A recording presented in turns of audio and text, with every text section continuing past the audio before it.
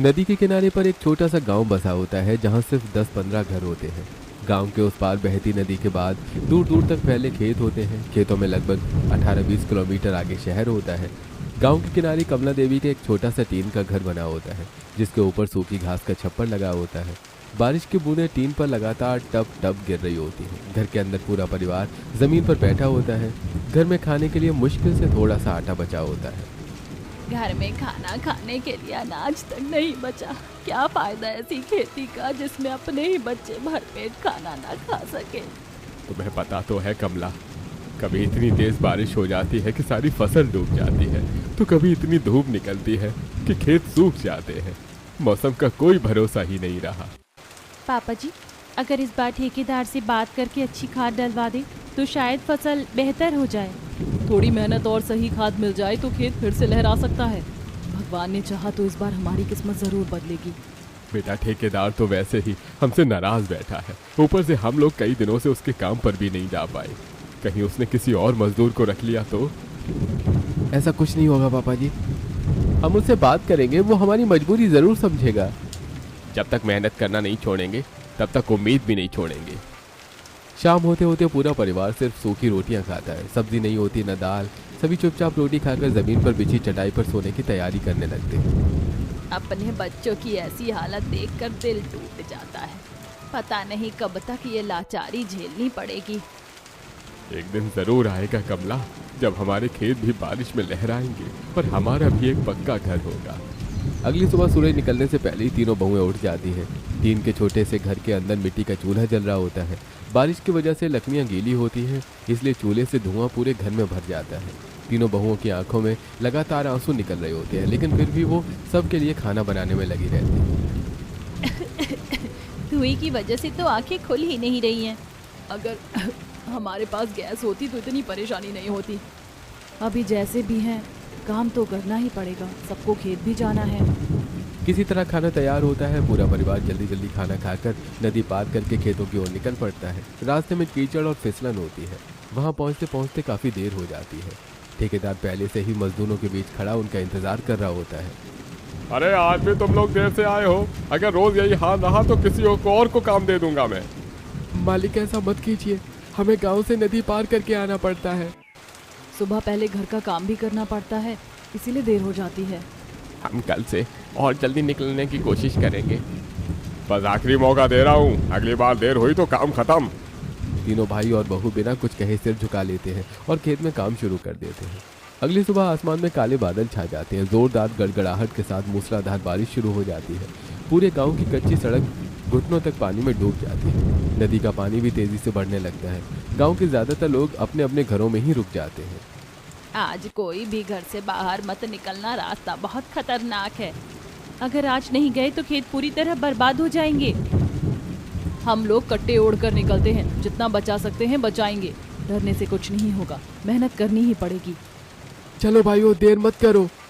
पूरा परिवार कट्टे ओढ़कर बारिश में निकल पड़ता है। तेज बारिश के बावजूद कुछ ही मिनटों में सब पूरी तरह भीग जाते हैं। कई बार फिसलते हैं, लेकिन फिर भी किसी तरह खेत तक पहुंच जाते हैं।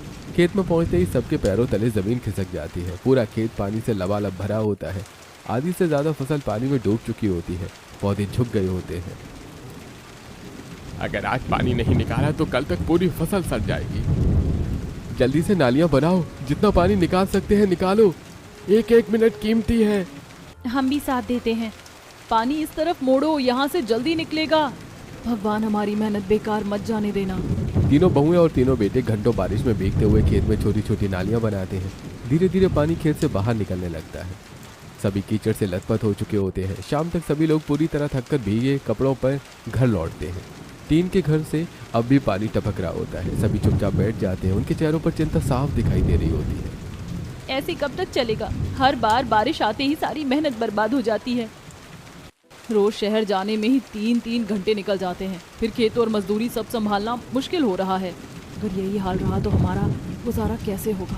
हमें कोई नया रास्ता निकालना होगा। तीनों बहुएं और तीनों बेटे एक दूसरे की ओर देखते हैं। बारिश अब भी लगातार हो रही होती है। हर रोज पूरा परिवार सुबह अंधेरा रहते ही घर से निकल जाता है। नदी पार करके उन्हें लगभग 18-20 किलोमीटर दूर शहर जाना पड़ता है। वहीं से राशन, सब्जियां, बीज और खेती का बाकी सामान खरीदना पड़ता है। आने जाने में ही आधे से ज़्यादा पैसे खर्च हो जाते हैं। गांव में पानी की कोई व्यवस्था नहीं होती। पीने का पानी लाने के लिए भी उन्हें काफ़ी दूर बने एक पुराने कुएं तक जाना पड़ता है। इन सब चीज़ों में रोज़ कई घंटे निकल जाते हैं। आधा दिन तो इस पानी के पीछे ही निकल जाता है। मम्मी जी, अगर घर के पास पानी होता तो हम खेत में और ज़्यादा समय दे पाते। शहर जाने में किराया अलग, सामान का खर्च अलग, बचता ही क्या है। कभी लगता है कि मेहनत तो बहुत कर रहे हैं, लेकिन गरीबी हमारा पीछा ही नहीं छोड़ रही। अगले दिन दोपहर होते होते आसमान काले बादलों से भर जाता है। अचानक बहुत तेज तूफान आने लगता है। हवा इतनी तेज चल रही होती है कि पेड़ तक झुकने लगते हैं। कमला का टीन का घर जोर जोर से थरथरा कर कांपने लगता है। पूरा परिवार घर के अंदर सहमा हुआ बैठा होता है। ये भगवान, इतनी तेज आंधी तो मैंने कभी नहीं देखी। सब लोग जल्दी अलग अलग कोने में आ जाओ। तभी तेज हवा का एक भयंकर झोंका आता है। पूरा टीन का छप्पर हवा में उड़ जाता है। दीवारें गिर जाती हैं। घर का सामान इधर उधर बिखर जाता है। कुछ ही पलों में उनका पूरा घर उजड़ जाता है। हमारी रसोई भी टूट गई है। अब हम खाना कैसे बनाएंगे? रसोई तो क्या, पूरा घर ही उजड़ गया। अब सिर छुपाने की भी जगह नहीं बची। भगवान, हमने आखिर ऐसा कौन सा गुनाह किया है? पूरा परिवार जमीन पर सिर पकड़कर बैठ जाता है। हर किसी की आंखों में आंसू होते हैं। ये गरीबी एक दिन हमारी जान लेकर रहेगी। कहाँ हम सपना देख रहे थे कि एक दिन हमारे खेत लहराएंगे और अच्छा घर होगा, लेकिन भगवान ने तो हमसे ये झोपड़ी भी छीन ली। जैसे तैसे पूरा परिवार तूफान का सामना करता है। शाम तक हवा शांत हो जाती है। अगले दिन सभी लोग मिट्टी और ईंटें इकट्ठी करके छोटा सा घर बनाने की कोशिश शुरू कर देते हैं। एक कोने में मिट्टी का चूल्हा भी बना लेते हैं। अभी छोटा ही सही, लेकिन अपना घर फिर से बना लेंगे। मेहनत करेंगे तो सब ठीक हो जाएगा। लेकिन अगले ही दिन फिर से मूसलाधार बारिश शुरू हो जाती है। देखते ही देखते मिट्टी का चूल्हा पानी में बह जाता है। आधी बनी दीवारें भी गिर जाती हैं। हमारा चूल्हा भी टूट गया। इतनी मेहनत एक ही बारिश में खत्म हो गई। आखिर हमारी परीक्षा कब खत्म होगी? अब पूरा परिवार घर बनाने में लगा रहता है। कई दिनों से वो खेत पर भी ठीक से नहीं जा पा रहे होते हैं। जो कभी कभी जाते भी हैं तो बिना खाना खाए काम करना पड़ता है। शाम को तीनों बेटे और तीनों बहुएं थके हारे वापस आते हैं। सभी के चेहरे पर भूख और थकान साफ दिखाई देती है। एक तो घर नहीं बन पा रहा है, ऊपर से रसोई भी नहीं है। भूखे पेट अब खेत में काम भी नहीं होता। तभी नेहा कुछ सोचते हुए सभी की तरफ देखती है। हमें पूरा दिन खेत पर ही रहना पड़ता है, तो क्यों ना कुछ दिनों के लिए खेत पर ही अपनी रसोई बना ले। सही कह रही हो, वहीं खाना बनाएंगे, वहीं खाकर काम करेंगे और बीच बीच में यहाँ आकर अपना घर भी बनाते रहेंगे। बेटा तुम्हारा विचार बहुत अच्छा है। चलो अब यही करेंगे। अगले दिन पूरा परिवार ठेकेदार की किराए वाली जमीन पर पहुंच जाता है। खेत के किनारे बांस की डंडियां गाड़कर उनके ऊपर सूखे छप्पर की छत बना देते हैं। नीचे मिट्टी का चूल्हा तैयार करते हैं। पास ही चटाई बिछा देते हैं। खेत के पास सरकारी नल लगा होता है, जिससे उनके पानी की सबसे बड़ी परेशानी खत्म हो जाती है। अब कम से कम पानी भरने में घंटों बर्बाद नहीं होंगे। ताज़ा खाना भी यहीं बन जाएगा और भूखे पेट काम भी नहीं करना पड़ेगा। अब सुबह तीनों भाई खेत में हल चलाते हैं, बीज डालते हैं और खाद डालते हैं। तीनों बहुएं भी उनके साथ कंधे से कंधा मिलाकर काम करती हैं। दोपहर में ताज़ा खाना बनाकर सभी मिलकर खाते हैं। शाम को घर लौटकर फिर अपने नए घर को बनाने में जुट जाते हैं। कई दिनों की मेहनत के बाद उनका मिट्टी का घर लगभग तैयार हो जाता है। तभी एक रात फिर से तेज़ बारिश शुरू हो जाती है। सुबह जब पूरा परिवार वहाँ पहुँचता है तो उनकी बनाई हुई दीवारें फिर से पानी में बह चुकी होती हैं। हमारी सारी मेहनत फिर से खत्म हो गई। आखिर कब तक ऐसा चलता रहेगा? लगता है भगवान हमारी बहुत बड़ी परीक्षा ले रहे हैं। पता नहीं हमारा घर आखिर कब बन पाएगा। आसपास रहने वाले गरीब पड़ोसी उनकी मेहनत देखकर उनके पास आ जाते हैं। अरे बेटा, इस मौसम में सभी गरीबों का यही हाल है। ये टिन के घर तो कभी भी उड़ जाते हैं। हमारे घर में भी बहुत दिक्कत है। गरीब आदमी जब तक अपने दम पर कुछ नहीं करता तब तक उसे ऐसी परेशानियों से गुजरना ही पड़ता है। कम से कम कोई तो हमारा दर्द समझता है। जहाँ उन्होंने खेत के पास अपनी छोटी सी रसोई बनाई होती है, उसके आसपास बड़े बड़े पक्के मकानों में अमीर परिवार रहते हैं। एक दिन कुछ अमीर महिलाएं वहाँ खड़ी होकर उनकी रसोई देखकर हंसने लगती हैं। अरे देखो, कितनी बड़ी टेक्नोलॉजी वाली बन रही है। इन्होंने तो खेत में ही रसोई बना ली। इन जैसे लोगों को यहाँ से भगा देना चाहिए। इन गरीबों ने तो पूरे मोहल्ले का माहौल खराब कर दिया है। जहाँ मजदूरी करने आते हैं वहीं अपनी झोपड़ी भी बना लेते हैं। तीनों बहुएं उनकी बातें सुन लेती हैं, लेकिन इस बार चुप नहीं रहती। हम आपसे कुछ मांग तो नहीं रहे। जो कर रहे हैं अपनी मेहनत से कर रहे हैं। अगर हमने यहाँ रसोई बना ली तो आपको क्या परेशानी है? गरीब आदमी कितनी मुश्किलों में जीता है, शायद इसका आपको अंदाजा भी नहीं होगा। एक तो गरीब, ऊपर से कितनी जुबान चल रही है। गरीब होना शर्म की बात नहीं है, लेकिन किसी मेहनतकश इंसान का मजाक उड़ाना जरूर शर्म की बात है। बहुओं की बात सुनकर अमीर औरतों के चेहरों पर अब भी घमंड साफ दिखाई दे रहा होता है। क्या तीनों बहू का ये संघर्ष कभी खत्म होगा? क्या उन्हें भी जीवन में सफलता मिलेगी? एक रात जब पूरा परिवार खेत के दूसरे हिस्से में फसल की रखवाली कर रहा होता है, तब वही औरतें अमीर चुपके से उनकी रसोई के पास पहुंच जाती हैं। वो बांस की डंडियां तोड़ देती हैं, छप्पर गिरा देती हैं, मिट्टी का चूल्हा तोड़ देती हैं और बर्तन चारों तरफ फेंक देती हैं। कुछ ही मिनटों में पूरी रसोई बर्बाद हो जाती है। अब देखती हूँ ये लोग यहाँ कैसे खाना बनाते हैं। अब इन्हें समझ आएगा कि अमीरों के इलाके में झोपड़ी बनाना कितना महंगा पड़ता है। चलो जल्दी निकलो, सुबह तमाशा देखेंगे। अगली सुबह सूरज निकलते ही पूरा परिवार रसोई की तरफ आता है। सामने का दृश्य देखकर सभी के पैरों तले जमीन खिसक जाती है। बांस की डंडियां टूटी हुई जमीन पर पड़ी होती हैं। मिट्टी का चूल्हा पूरी तरह टूट चुका होता है। बर्तन इधर उधर बिखरे होते हैं। सब्जियां मिट्टी में मिली होती हैं। हमारी रसोई फिर से उजड़ गई। लेकिन हमने किसी का क्या बिगाड़ा था? अगर इंसान इंसान के काम नहीं आएगा तो इस दुनिया में इंसानियत कैसे बचेगी? अभी वही अमीर औरतें वहां से गुजरती हैं और जोर जोर से हंसने लगती हैं। और क्या हुआ? हमारी खेत वाली रसोई बची या फिर उड़ गई? लगता है ज्यादा दिन टिक नहीं पाई। अब समझ आया आ रहने का नतीजा? आप हमारी रसोई तोड़ सकती हैं, लेकिन हमारी मेहनत नहीं तोड़ सकती। पूरा परिवार फिर से हिम्मत जुटाता है। सभी मिलकर दोबारा रसोई तैयार करने लगते हैं। इस बार बांस की मजबूत डंडियां लगाई जाती हैं और छप्पर की रस्सियों से अच्छी तरह बांध दिया जाता है। इधर तीनों भाई खेत में दिन रात मेहनत करते हैं। धीरे धीरे खेत में छोटी छोटी हरी फसलें लहराने लगती हैं। पहली बार उनकी मेहनत रंग लाने लगती है। देखो, बीज आके उगने लगे। लगता है इस बार भगवान हमारी सुन रहे हैं। बस ऐसे ही मेहनत करते रहे तो सब बदल जाएगा। खेत के किनारे वो एक छोटा सा मिट्टी का घर भी बनाना शुरू कर देते हैं। रसोई के ऊपर लौकी, तोरई और कद्दू की बेल चढ़ा देते हैं। कुछ ही दिनों में छोटा सा मिट्टी का घर तैयार हो जाता है। अब ये जगह सचमुच अपना घर जैसी लगने लगी है। देखो, बेलों पर सब्जियां भी आने लगी हैं। अब रोज ताज़ी सब्जियां भी मिलेंगी। अब पूरा परिवार दिन भर खेत में काम करता है। कोई हल चलाता है, कोई खाद डालता है, तो कोई पौधों की देखभाल करता है। शाम को सभी अपने छोटे से मिट्टी के घर में आराम करते हैं। एक दिन खेत में काम करते समय अचानक झाड़ियों से एक सांप निकलकर देवेश के पैर पर काट लेता है। मुझे सांप ने काट लिया। जल्दी बैठो, घबराना मत। पहले पैर के ऊपर कसकर कपड़ा बांधो। खेत के उस कोने में जो जड़ी बूटियां लगाई हैं, मैं अभी पत्तियां लेकर आती हूँ। नेहा जल्दी से जड़ी बूटी वाली फसल से कुछ पत्तियां तोड़कर लाती है, उन्हें पीस कर लेप बनाती है और देवेश के पैर पर लगाती है। तीनों बहुएं मिलकर उसकी देखभाल करती हैं। भगवान का शुक्र है कि तुम लोगों ने समय रहते संभाल लिया। पहले उनकी रसोई तोड़ी जा चुकी होती है, इसलिए अब पूरा परिवार पहले से ज्यादा सतर्क रहने लगता है। हर रात एक बहू और एक बेटा खेत पर ही रुककर रखवाली करते हैं। वो एक खाट बिछाकर वहीं सो जाते हैं ताकि कोई फिर नुकसान न पहुंचा सके। अब हम एक पल के लिए भी खेत को अकेला नहीं छोड़ेंगे। मैं भी आज यहीं रुकूंगी। सुबह सूरज निकलते ही वो खेत से ताज़ी लौकी, भिंडी, टमाटर और हरी मिर्च तोड़ते हैं। रसोई में ताज़ा खाना बनाते हैं और फिर सभी चटाई पर बैठकर मिलजुल कर खाना खाते हैं और दोबारा खेत के काम में लग जाते हैं। चाहे जितनी मुश्किलें आए, अब हम हार नहीं मानेंगे। यही मेहनत एक दिन हमें हमारी मंजिल तक जरूर पहुंचाएगी। धीरे धीरे उनकी दिनचर्या बन जाती है। दिन में खेती, रात में रखवाली। अगली सुबह हल्की हल्की बारिश और ठंडी हवा चल रही होती है। खेत के किनारे बनी छोटी सी रसोई में तीनों बहुएं मुस्कुराते हुए कुछ खास बनाने की तैयारी कर रही होती है।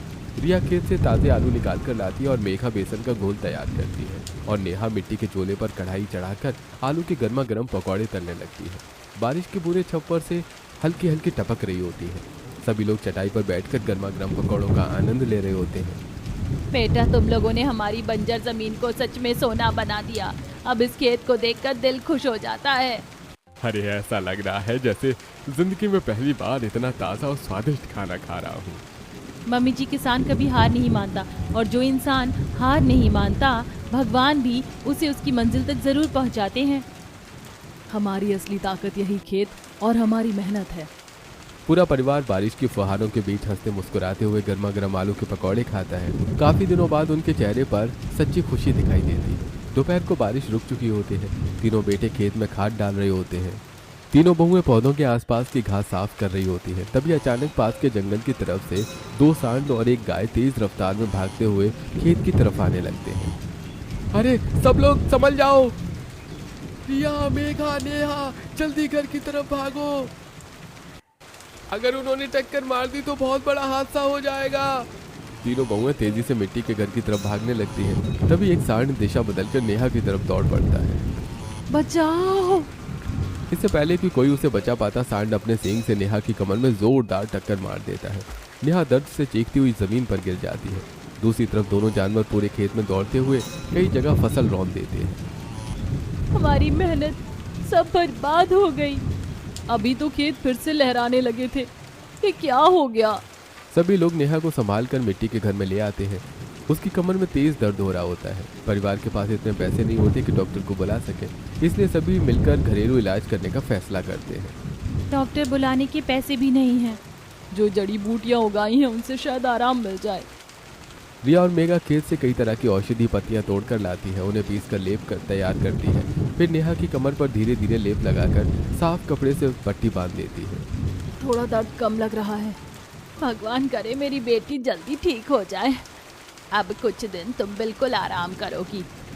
अगले कई दिनों तक नेहा ठीक से चल भी नहीं पाती। वो घर का कोई काम नहीं कर पाती। ऐसे में रिया और मेघा पूरे घर और खेत की जिम्मेदारी अपने कंधों पर उठा लेती है। सुबह रसोई संभालती है, फिर खेत में काम करती है और शाम को घर बनवाने का काम भी करती है। तुम बिल्कुल चिंता मत करो, जब तक तुम ठीक नहीं हो जाती हम दोनों सब संभाल लेंगे। आखिर हम तीनों बहनें सिर्फ नाम की बहुएं नहीं। मैं जल्दी ठीक हो जाऊंगी, फिर पहले से भी ज्यादा मेहनत करूंगी। भगवान हर घर को तुम जैसी बहुएं दे। उधर तीनों बेटे मिलकर जानवरों द्वारा खराब की गई फसल को दोबारा ठीक करने लगते हैं। जहाँ पौधे टूट गए होते हैं वहाँ नए पौधे लगा दिए जाते हैं। खेत की मेड़ पर फिर से मजबूत की जाती है ताकि दोबारा जानवर अंदर ना आ सके। धीरे धीरे कुछ दिनों बाद नेहा की चोट भी काफी ठीक हो जाती है। अब मैं फिर से खेत में काम करूंगी। देखो हमारी फसल भी फिर से हरी होने लगी है। कुछ ही दिनों में खेत फिर से हरे भरे दिखाई देने लगते हैं। पूरे परिवार के चेहरे पर एक बार फिर उम्मीद की मुस्कान लौट आती है। अगली सुबह आसमान में हल्के हल्के बादल छाए होते हैं और फुहारें पड़ रही होती हैं। खेत के किनारे बनी छोटी सी रसोई के पास रिया टोकरी लेकर खेत से ताज़ी भिंडी, टमाटर, हरी मिर्च, लौकी और धनिया तोड़ कर लाती है। मेघा मिट्टी के चूल्हे पर गर्मा गर्म सब्जी बना रही होती है और नेहा ताज़ी रोटियां सेक रही होती है। बारिश की ठंडी हवा रसोई तक आ रही होती है। कुछ ही देर बाद पूरा परिवार चटाई पर बैठकर ताज़ा खाना खाने लगता है। पहले रसोई में खाना बनाते समय कितनी परेशानी होती थी, लेकिन यहाँ तो खाना बनाने में भी मजा आ रहा है। अपनी मेहनत की कमाई और अपने खेत की सब्जियां, इससे अच्छा खाना और क्या होगा। बारिश की ठंडी हवा के साथ गर्मा गर्म खाना, ऐसा लगता है जैसे सारी थकान ही खत्म हो गई। अब तो लगता है भगवान हमारी मेहनत का फल देना शुरू कर चुके हैं। पूरे परिवार की नजरें दूर तक लहराती हुई फसलों पर जाती हैं। सुनहरे खेत देखकर उनके मन में अब कुछ बड़ा करने का सपना और भी मजबूत हो जाता है। सभी लोग खाना खा रहे होते हैं, तभी रिया सोचते हुए सबकी तरफ देखने लगती है। हमें फसल के साथ साथ कुछ और भी करना होगा। सिर्फ खेती से हमारा गुजारा नहीं चल पाएगा। बिल्कुल सही, और ठेकेदार भी इतनी मजदूरी नहीं देता कि हम हमेशा उसी पर निर्भर रहें। अगर बाहर मजदूरी करने भी जाएं तो आने जाने में ही आधे पैसे किराए में निकल जाते हैं, बचत ही क्या है। इतनी मेहनत के बाद भी हाथ खाली रह जाते हैं। हमें ऐसा काम करना होगा जो यहीं खेत के पास हो जाए और कहीं दूर भी ना जाना पड़े। कुछ पल के लिए वहाँ सन्नाटा छा जाता है। तभी नेहा की आंखों में अचानक चमक आ जाती है।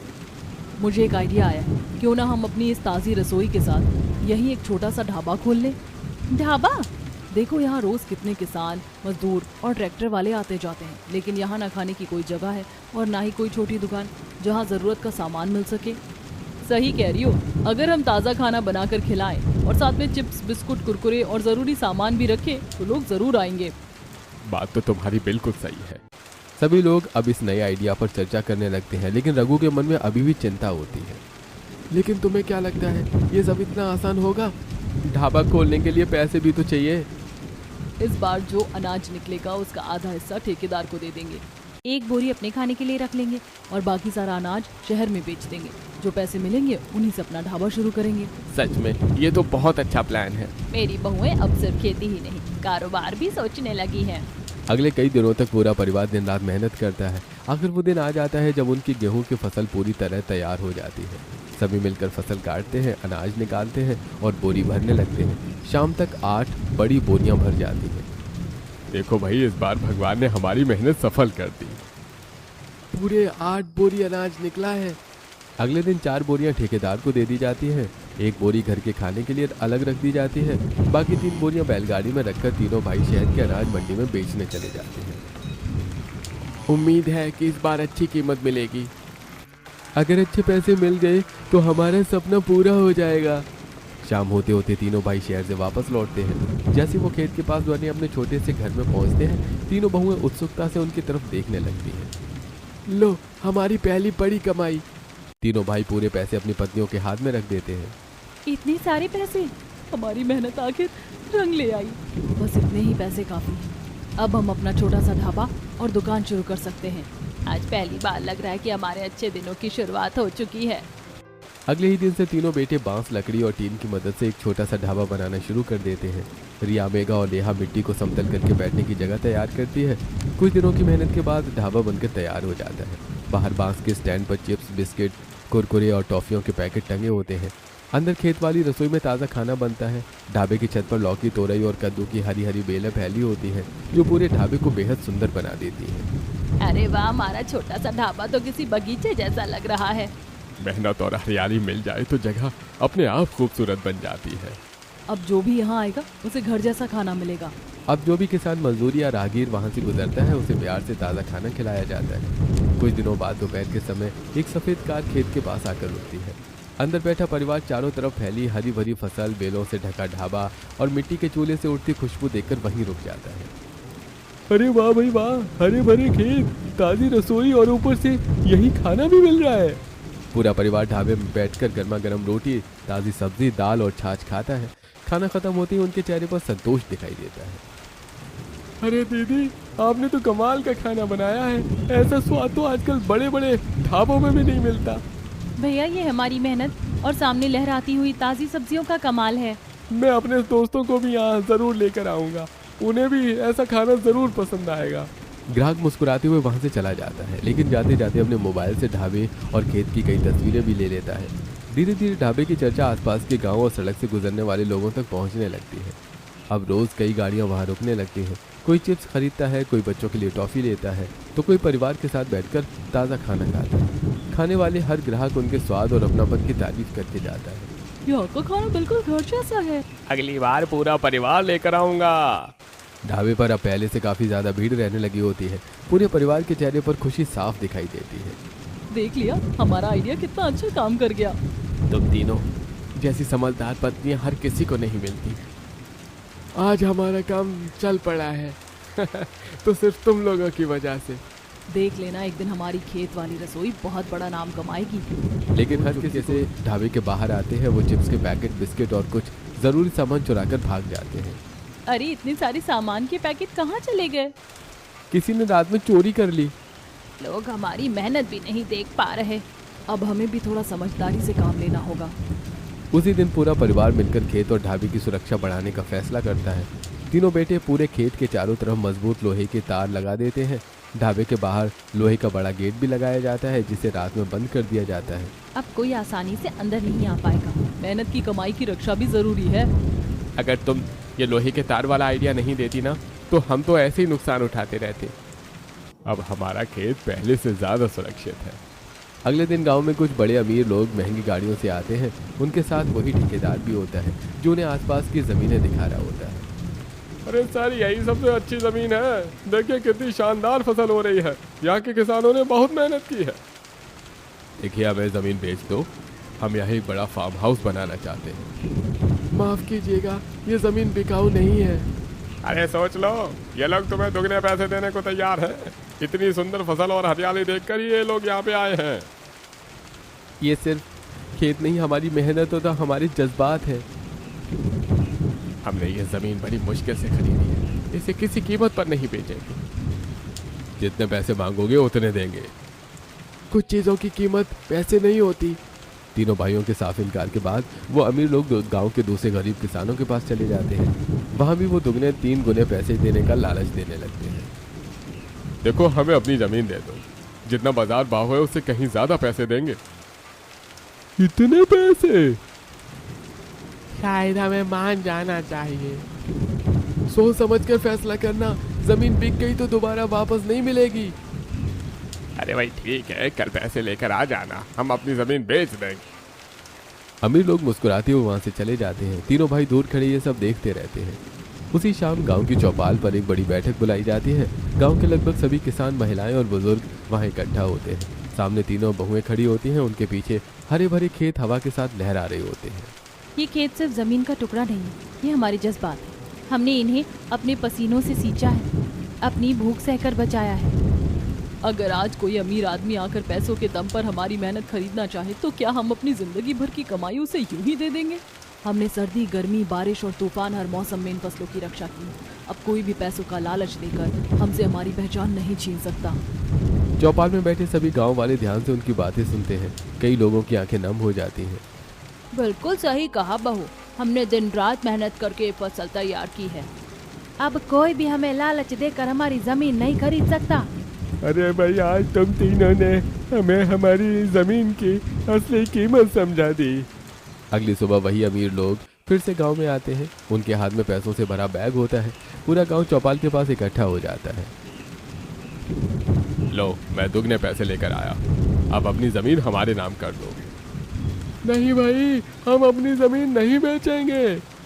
ये जमीन हमारी मेहनत है, कोई सामान नहीं जिसे बेच दे। इस जमीन की कोई कीमत नहीं लग सकती। आप जैसे लोग गरीबों को पैसों का लालच देकर उनकी जिंदगी की सबसे बड़ी पूंजी छीन लेते हैं, लेकिन अब इस गांव का कोई किसान आपकी बातों में नहीं आएगा। सभी गांव वाले एक साथ खड़े होकर अपने फैसले पर डटे रहते हैं। ये देखकर ठेकेदार आगे बढ़ता है। अरे भाई, ये जमीन तो मैंने ही तुम्हें दी थी ना, अब जब तुम्हें इतने अच्छे पैसे मिल रहे हैं तो बेच क्यों नहीं रहे हो? ठेकेदार साहब, हमने ये जमीन आपको पैसे देकर खरीदी थी, मुफ्त में नहीं ली थी। अब ये जमीन हमारी है और हमने इसे अपनी मेहनत से स्वर्ग बना दिया है। इसे किसी कीमत पर नहीं बेचेंगे। पूरे गांव के किसान एक साथ तीनों भाइयों के पीछे खड़े हो जाते हैं। हम अपनी जमीन नहीं बेचेंगे। हम भी अपनी जमीन नहीं बेचेंगे। गांव वालों की एकता देखकर अमीर लोग और ठेकेदार निराश होकर वहां से चले जाते हैं। उनके जाते ही पूरा गांव खुशी से झूम उठता है। सभी लोग तीनों बहुओं की तारीफ करने लगते हैं। बहू, अगर तुम हमें नहीं समझाती तो हम लालच में अपनी जमीन बेच देते। हम अनपढ़ जरूर है, लेकिन अब समझदार बन गए हैं। अमीर लोग पैसे देकर चले जाते और हमारे पास कुछ भी नहीं बचता। यही तो समझदारी है। मेहनत की चीज कभी जल्दबाजी में नहीं बेचनी चाहिए। किसान की बड़ी दौलत उसकी जमीन होती है। अगर किसान अपनी जमीन बचाए रखेगा तभी उसका भविष्य सुरक्षित रहेगा। जो लोग पहले उनसे जलते थे वो भी अब आगे आकर उनकी तारीफ करने लगते हैं। बहू, हमने तुम्हें गलत समझा था, तुमने तो पूरे गांव का भला कर दिया। कुछ दिनों बाद तीनों बहुएं, तीनों बेटे कमला और प्रीतम गांव के लोगों के साथ मिलकर सरकारी अधिकारियों से मिलने जाते हैं। वो गांव के विकास के लिए आवेदन देते हैं। साथ ही गांव वालों को सरकार की किसान योजनाओं, राशन योजना और अन्य सुविधाओं की जानकारी भी देते हैं। हर योजना की जानकारी रखना भी उतना ही जरूरी है जितनी खेती करना। अगर हम मिलकर आवाज उठाएंगे तो सरकार भी हमारी बात जरूर सुनेगी। हमें अपने गांव में एक बड़ी सब्जी मंडी चाहिए ताकि किसानों को अपनी फसल बेचने शहर ना जाना पड़े। कुछ समय बाद उनकी मेहनत रंग लाती है। सरकार गांव में एक बड़ी सी सब्जी मंडी बनवाने की मंजूरी दे देती है। पूरे गांव में खुशी की लहर दौड़ जाती है। कुछ महीनों बाद गांव में एक बड़ी और सुंदर सब्जी मंडी बनकर तैयार हो जाती है। अब हर किसान अपनी ताज़ी सब्जियां लेकर वहीं बैठता है। रघु, मयंक और देवेश भी अपनी खेत की ताज़ी सब्जियां रोज मंडी में बेचने जाते हैं। उनकी सब्जियां सबसे पहले बिक जाती हैं क्योंकि उनकी गुणवत्ता सबसे अच्छी होती है। अरे भाई, हमें सबसे ताज़ी सब्जियां इसी गांव से मिलती हैं। अरे भाई, हमारे होटल और रेस्टोरेंट की सारी सब्जियां यहीं से जाएंगी। देखते ही देखते वो मंडी पूरे इलाके की सबसे बड़ी सब्जी मंडी बन जाती है। जिस गांव को पहले कोई पहचानता तक नहीं था, अब वही गांव ताज़ी सब्जियों की सबसे बड़ी मंडी के नाम से जाना जाने लगता है। मंडी और ढाबे की अच्छी कमाई से कुछ समय बाद तीनों भाई अपने परिवार के लिए एक सुंदर पक्का घर बनवा लेते हैं। लेकिन खेत के किनारे बनी उनकी पहली रसोई और छोटा सा ढाबा आज भी पहले की तरह चलता रहता है, क्योंकि वहीं से उनके संघर्ष और सफलता की शुरुआत हुई थी। बेटा, तुम तीनों ने हमारा नाम रोशन कर दिया। हमने कभी सोचा भी नहीं था कि हमारा छोटा सा गांव इतनी ऊंचाई तक पहुंचेगा। आज सच में लगता है कि मेहनत और एकता कभी बेकार नहीं जाती। गांव के प्रधान पूरे गांव के सामने तीनों भाइयों और तीनों बहुओं को सम्मानित करते हैं। गांव की तरक्की में सबसे बड़ा योगदान तुम्हारे परिवार का है। आज से गांव के विकास और किसानों की देखरेख की जिम्मेदारी भी तुम लोगों की होगी। हमें आप सब पर गर्व है। ये जीत सिर्फ हमारे परिवार की नहीं, पूरे गांव की है। जब पूरा गांव साथ खड़ा हो जाए तो कोई भी सपना अधूरा नहीं रहता। दूर दूर तक लहराते खेत के किनारे चलता हुआ उनका मशहूर ढाबा, पास में बनी बड़ी सब्जी मंडी और बीच में खड़ा उनका नया पक्का घर, ये सब उनकी सालों की मेहनत और कभी हार न मानने वाले हौसलों की कहानी सुना रहा होता है। अगर तीनों बहुएं गांव वालों के ताने सुनकर हार मान लेती तो क्या आज उनका अपना ढाबा होता? क्या गांव में इतनी बड़ी सब्जी मंडी खुल पाती? अपनी राय हमें कमेंट बॉक्स में जरूर बताइए।